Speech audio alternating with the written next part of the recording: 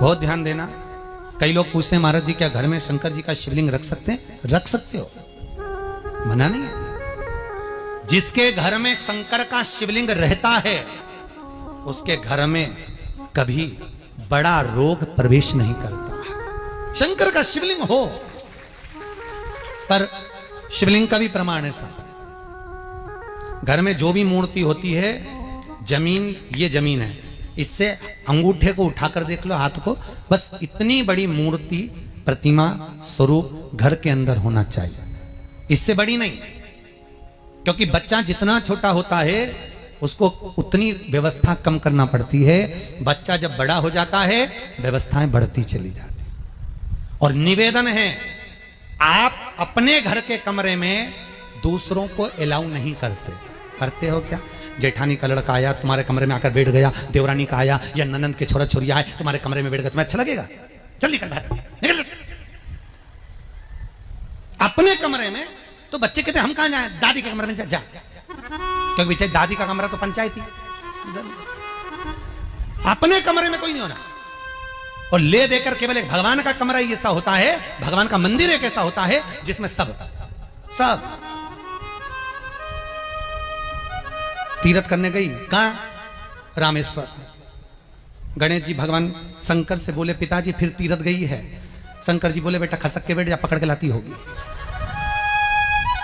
तीर्थ गई, वहां से रामेश्वर जी को ले आई। फिर बद्रीनाथ गई, वहां से पकड़ लाई। द्वारका गई, वहां से ले आई। इतना सारा देवी देवता एक ही मंदिर में, सारा पितर देव, ये देव वो देव सब बैठा। बेचारा ये सब खसकाया बैठा। इतना सा तो मंदिर, उसमें भी ये सब फंसाया बैठा। और उसी में पानी का लोटा, उसी में जल सब रख गई। और मालूम पड़े वो लोटा भी लुढ़क गया, सब गीला हो गए। गणेश जी ने कहा पिताजी पूरे गीला हो गए। शंकर भगवान बोले बेटा अब तो आरती करके गई, कल ही आएगी।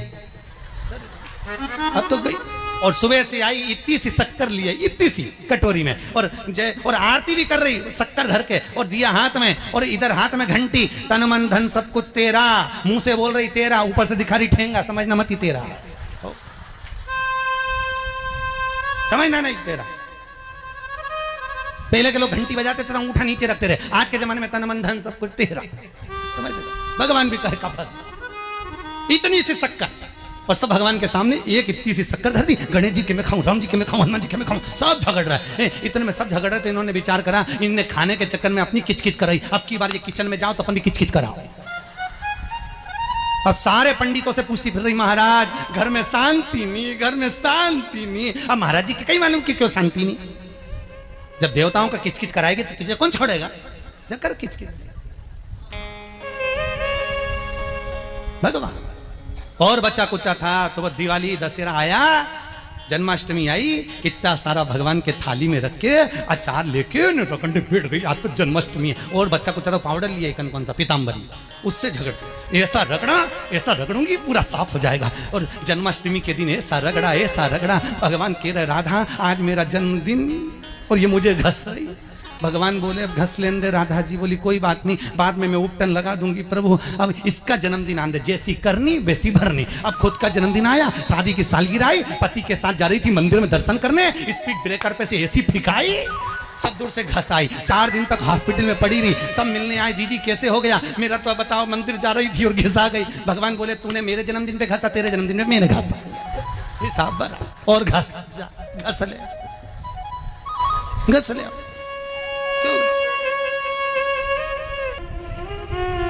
भगवत भजन चित्त वृत्ति में, परमात्मा में भाव होना चाहिए। निर्मल मन सो मोहि पावा, मोहि छल छिद्र कपट ना। भगवान कहां कहते मुझे कुछ चाहिए।